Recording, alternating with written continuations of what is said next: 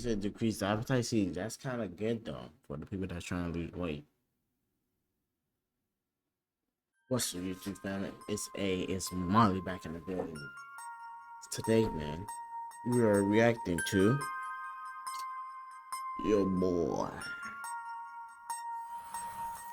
Damn.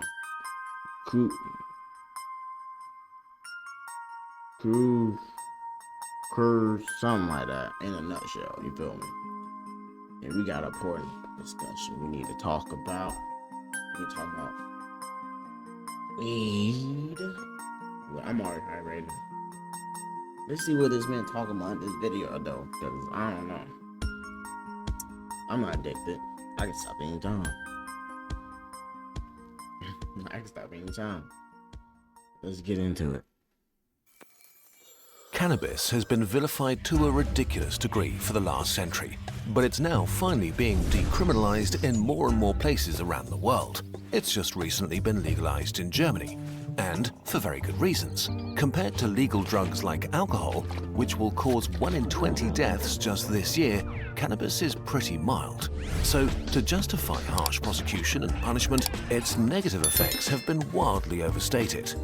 Naturally, there was a lot of pushback, and here's something went wrong. If you followed the discourse over the last few years, you might have got the impression that weed has almost only upsides and few, if any, negative side effects. We ourselves contributed to that narrative. What made this worse is that criminalization made it very hard for scientists to study cannabis, especially its long-term effects. They faced bureaucratic and legal hurdles, and studies often had to rely on small sample sizes.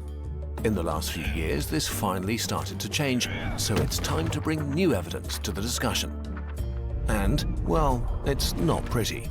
While weed is still much less harmful than alcohol, it does have a dark side. It is more addictive than we thought and can have significant negative effects if you use it long term. It seems that... what are you doing? Before you tell us how dumb we are, please watch the video.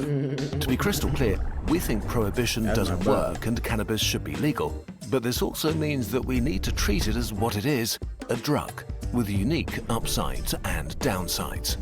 So let's take an honest look at some of the latest research together. Ever downloaded a mod that completely wrecked your PC? That's why I use WeMod. I've been using WeMod for a long Weed is getting stronger and stronger. Cannabis's magic juice is tetrahydrocannabinol, THC. It docks on your cannabinoid receptors, which affects various brain functions. THC activates some regions and calms down others, creating a fun cocktail of sensations. The more THC, the more intense the high. And people seem to be into higher highs, or at least this is what the market is providing. In the US, Canada, and in Europe, the concentration of THC in legal and illegal cannabis products has more than doubled in the last few decades. While ever more potent strains are bred, products like edibles or concentrates with more than 60% THC have become increasingly common, while the share of products with less than 15% THC has declined. Unfortunately, just about every problem weed creates gets worse at higher THC doses. At the same time, more and more people use weed. In the US, more people consumed cannabis daily than alcohol for the first time in 2022. In Canada, 26% of people 16 and older use it, up from 22% in 2018. It's not possible to say if legalization is the reason for this though, since studies are pretty inconsistent and vary massively between different users. In some, consumption went up. In others, it stayed stable, and the trend to use more weed began in the early 90s and sped up in the 2000s, way earlier than legalization. So today, more people consume more weed than ever before in the last century, and it's the strongest it's ever been. What are we seeing as a result of this? Let's start with something that used to get you laughed out of the room: addiction. Weed addiction and withdrawal symptoms. A big narrative. Look, if y'all addicted, please get some help. Because I'm not. You didn't know that right now. I'm not addicted, little boy. I shot. Ooh. Changing consequences. Ooh. And we're back. addiction and withdrawal symptoms. A big narrative about weed is that it's not addictive, or at least not that big of a deal. And for most people, this is true. Studies clearly show that the majority handle it well. For 8 out of 10 using weed, it's just a casual high and not problematic at all. About 2 in 10 users develop a cannabis use disorder, or CUD. CUD has 11 different symptoms, from the inability to stop when you've had enough, to using it when you know it will have negative consequences, to tolerance and withdrawal. They can all basically be reduced to you're doing it too often, even if it's bad for you, and it's less fun than it could be. There are 3 major risk factors here: the amount of THC, how often you consume, and your age when you start using cannabis. The more THC, the more often, and the younger you are when you start, the higher your risk. If you smoke too much weed too often, it will have negative impacts on your life. So if this is you, toning it down a bit will make a big difference. 1 in 10 users develops a serious addiction. They usually consume daily, and their life is significantly impaired or held back because they spend a lot of their time either using or recovering from cannabis use. Since their brain is building a tolerance, they need increasingly high doses or stronger weed, often both. Studies found a variety of negative effects. Heavy users can experience bad moods, feel irritable, restless, paranoid, anxious, and even depressive. In a sad twist of irony, for many addicts it feels like they need weed to fight these symptoms. Maybe it did actually help at first, while in reality it makes those symptoms stronger and more persistent. Studies also found that loneliness and frequent cannabis use go hand in hand. If you feel lonely, you're more likely to use weed, and if you use weed, you may experience more loneliness. It's not always easy to say which came first, but they seem to reinforce each other. So on the one hand, cannabis makes loneliness feel much less bad. On the other hand, it can also make you feel more socially awkward than you actually are and withdraw from friends. This can lead to a downward spiral that ends in self-isolation and chronic loneliness. Another thing many people who consume a lot experience is a mental numbness that makes boredom feel okay because it impacts the reward system of your brain. Not great, but good enough. You can spend your days killing time binging mildly interesting stuff, being numb rather than having fun. Boredom is a signal to your mind to get creative or learn something new, but this is suppressed. This also makes quitting so much harder because your daily routines suddenly seem boring and unexciting, making it very tempting to go back. If you find yourself using constantly, this can also stunt your development as a person. The numbness dulls bad feelings. But not everybody's like that though. That's the thing. Everybody's not like that though.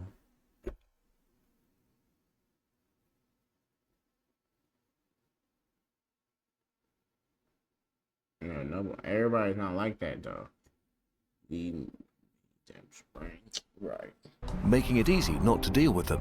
But in life, you can only get over bad feelings if you actually feel them, and you have to process them to grow.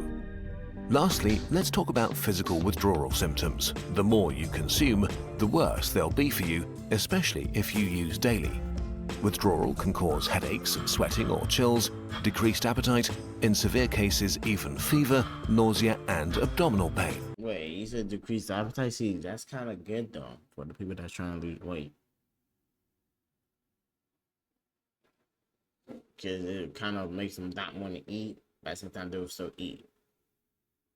I don't know. I'm tripping.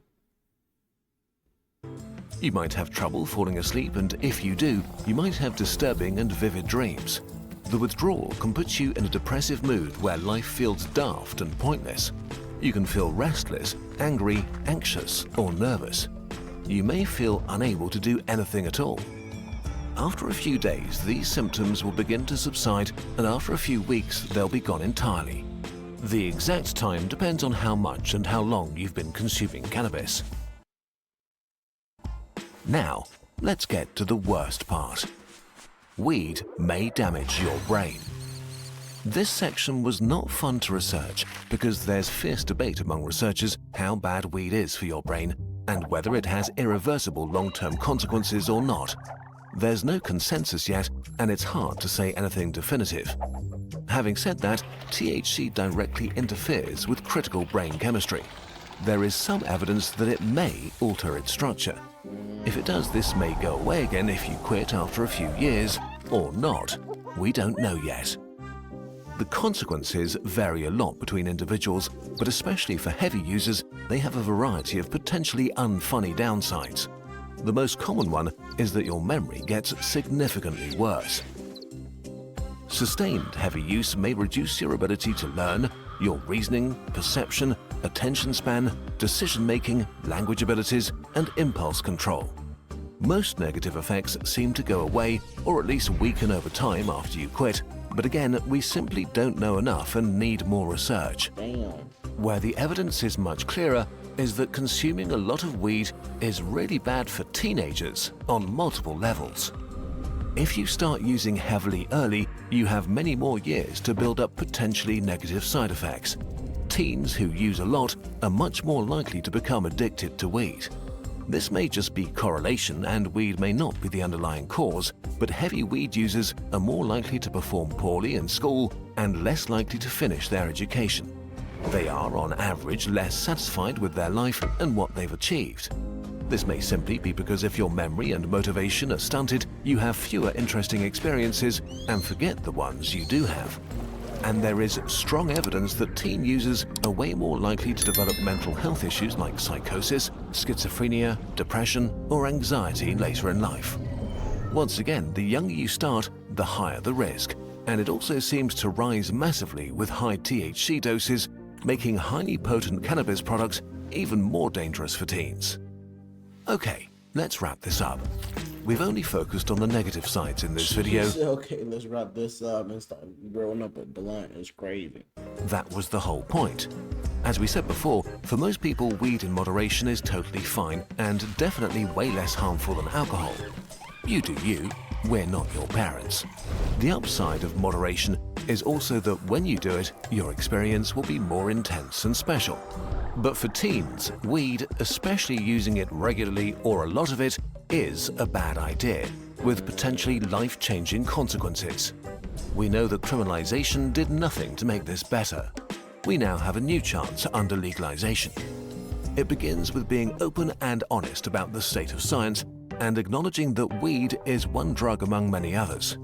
Certainly not the worst one by a long shot, but also problematic for at least 1 to 3 out of 10 people using it. If you really have to try cannabis, there is a time and place, and that's in your 20s. If you're younger, the science is clear, don't do it. At least, not yet. You'll have plenty of time to experiment later. Okay, let's go ahead and skip the sponsor though. Our latest drop collection has arrived. Alright, I think that's it. Yep. No further ado, man. If y'all like this video, like, comment, subscribe. And if y'all addicted to weed, go get some help. But no further ado, man. Stay blessed. See y'all next one. Peace. Fire when the strong, it's you. That's it, friend? Yes.